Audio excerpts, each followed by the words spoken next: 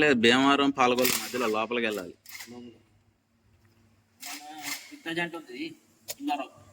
పుల్లారం మంది పడే మా ఏజ్ దగ్గరికి వెళ్తాం. ఆ ఊర్లో ఒక్క ఏజెంటే, ఇంకెవరు లేరు. నిన్న కూడా ఇరుక్కుంది నా బండి. డైలీ ఏం లేదు, జాగ్రత్తగా కోసుకుంటే సరిపోతుంది.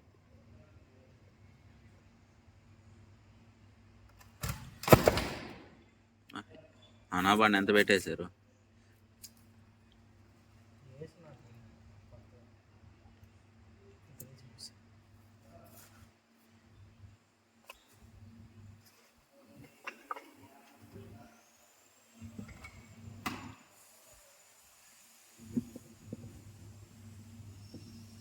ఇట్లా ఉందా?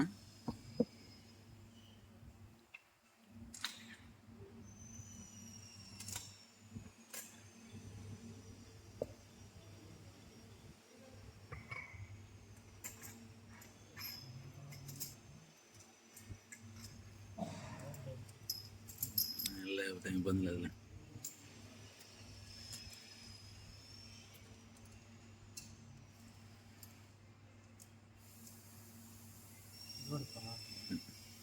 పక్కన పెట్టి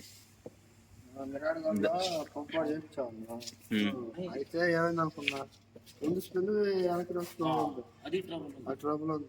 చేపించాం పంపు, ముందు స్పీడ్ అవుతుంది, వెనక్కి స్లో అవుతుంది. ఎండే అన్న మార్చారా అదే టైంలో? ఎండ్ హెచ్ఎస్టీకి ఎండ్ వస్తుంది కదా, మూవింగ్ ఎండ్ వస్తుంది. చల్లడే కుర్రాడు ఉన్నాడు, అడిగి చేర్చుకొచ్చుకున్నాడు, వెళ్ళి వాడే చేయించాడు. వెళ్ళి ఏది ఉందా ఎక్కువ దిగట్లా, అంత అంత అంతే. అవును, కొద్దిగానే ఆడుతుంది, ఎక్కువ. మరి వెనక్కి రోజు కూడా అంతే ఉంది. మళ్ళీ అవును, స్లోగా వెళ్తుంది. స్లోగా వెళ్తుందంటే నీకు మూవింగ్ రాడ్లో ఎంత వస్తుంది అనేది చూడాలి. ఫస్ట్ మూవింగ్ అడ్జస్ట్మెంట్ చెక్ చేసుకోవాలి, తర్వాత దీని మీదకి రావాలి. నీకు ఇంతకు ముందు కంటే ముందుకు ఇంకా స్పీడ్ వెళ్తుంది కదా.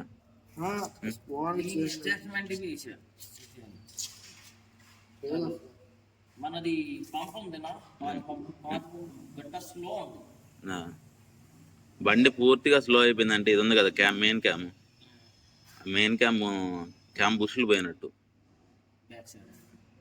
ఆ బుష్లు పోయినప్పుడు ఏంటంటే నువ్వు స్పీడ్ ఉండదు, బండి స్లోగా పోతుంటది. అది అడ్జస్ట్మెంట్ లో వస్తుంది. అది ఇదేంటంటే ఎటైనా స్లో అయిపోతుంది క్యామ్.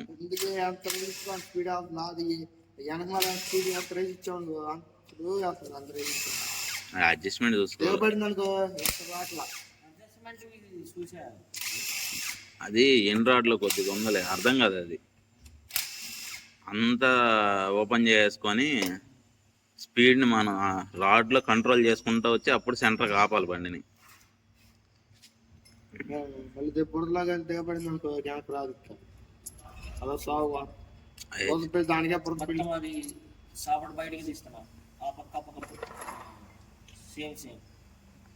సేమ్ లో రాదు, మారుతుంది.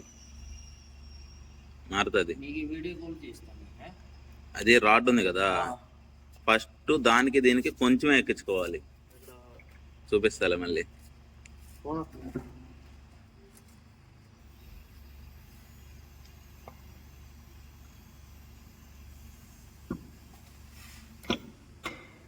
ఇది ఈ రొటేటర్ ముందు బయటికి.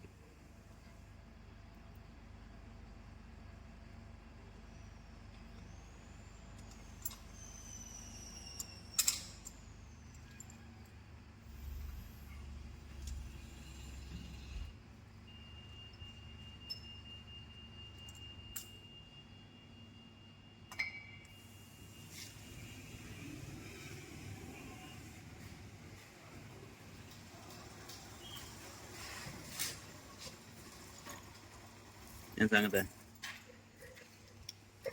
కొద్దిగా ఊరు దాకా వెళ్ళి రావాలి, బండి ఇస్తా.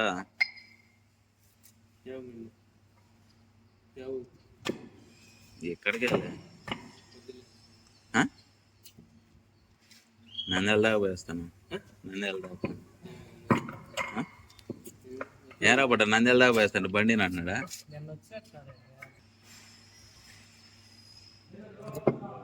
ఇన్ని రీపిందా?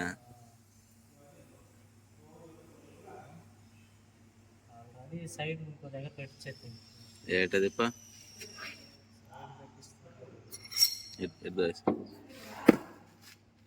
ఇంకో దగ్గర పెట్టించేది.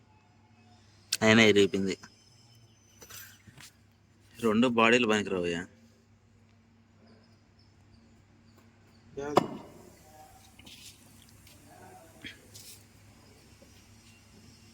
ఇంకేం థ్రెడ్డింగ్ పోయింది, అది బాడీ థ్రెడ్డింగ్.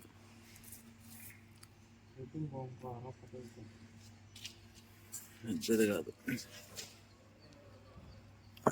అది అల్యూమినియం బాడీ. నువ్వు ఎంత థ్రెడ్డింగ్ వచ్చినా లాగేస్తాయి.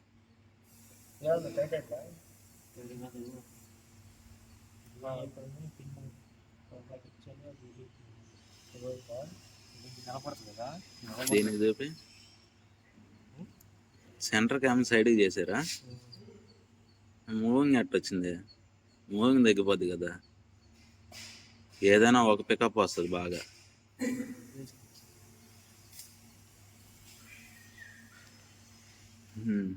రొటేటర్లు ఎట్టినాయి చూడు. అమ్మా నాడు పంజాబ్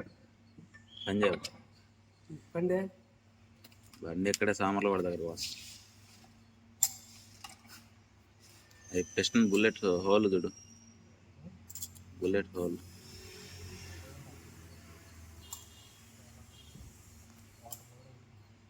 ఒకటి బోరా పక్కన పడే ఇంక దాన్ని. అదేలే పక్కన పడే ఇంక బోర్ అయిపోతాయి.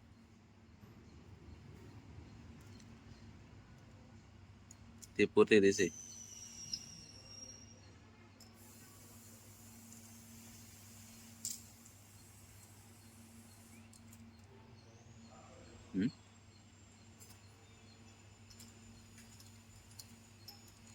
అయిపోయింది ట్రాక్టర్ పని. సరే అయితే 180 బండి నడత అయితే ఫోన్ చేస్తాను. రికార్డ్ ఏం లే, మా బొడ్డోడిని అన్నీ తీయడం నాకు అలవాటు.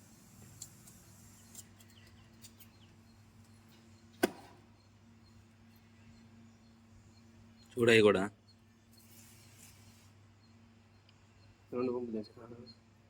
ఈ రెండు ఆల్రెడీ పోయినాయి. రెండిట్లు కలిపి ఒక పంపు చేసామని.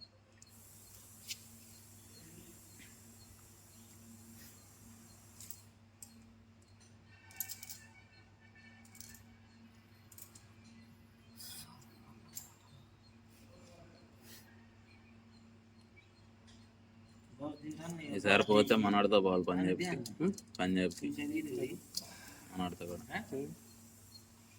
అక్కడ ఫీల్డ్ ఉంటే, లేకపోతే నీకు తెలిసినట్టు కూడా పో. ఎకరాలు లెక్క కదా, 6,000, 7,000, 8,000 తెలిసి. ఏ నెలలో వస్తుంది మనకి ఫీల్డ్ పంజాబ్?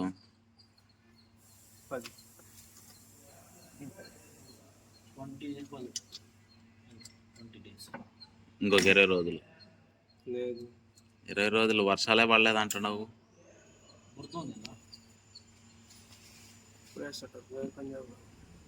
ఇప్పుడు ఊరికి వెళ్తావు కదా, ఫోన్ చేయి.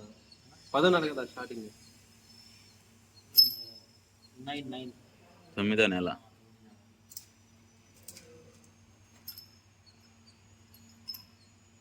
ఎకరాలు లెక్క అంటాడు. ఎకరా 3,000 నుంచి 6,000 దాకా. లాస్ట్ టైం మనం ఫోన్లో మాట్లాడా. రెండో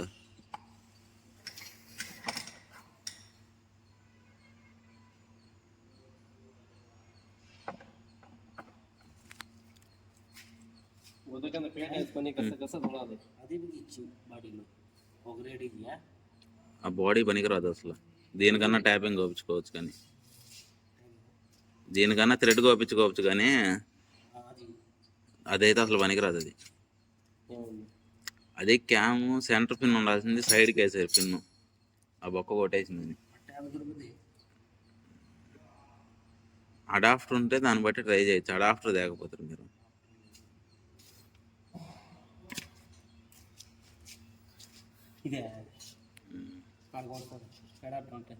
అడాప్టర్ లేదనే కదా చెప్పేది నేను. వాళ్ళు బండుకున్నట్టు తెచ్చుకుంటాను షోరూంలో లేవని అడగలేదు కదా. షోరూంలో నీ ఊరిని వాడేదానికి ఇస్తారా? 100 రోజులు కాడ 10 ఉంటాయి. దాన్ని చెప్పరా ముద్ద. అదే నల్లది. దాన్ని చెప్పి అదే నెంబర్ ఎలా చేస్తా. అదే దాని తెడ్డ ఇంకో అది ఎత్తుకపోతే అయిపోయా. మా దగ్గర బుల్లెట్ బాబాయ్ ఉన్నాడు. ఇంకే చెప్పరా అంటే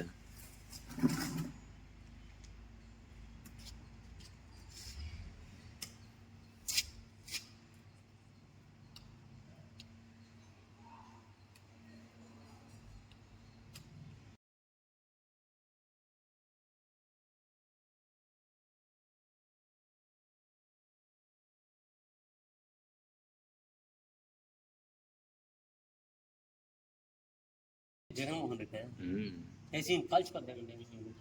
ఇద్దరు వచ్చారు రాత్రి అన్న నిన్న మధ్యాహ్నం వచ్చి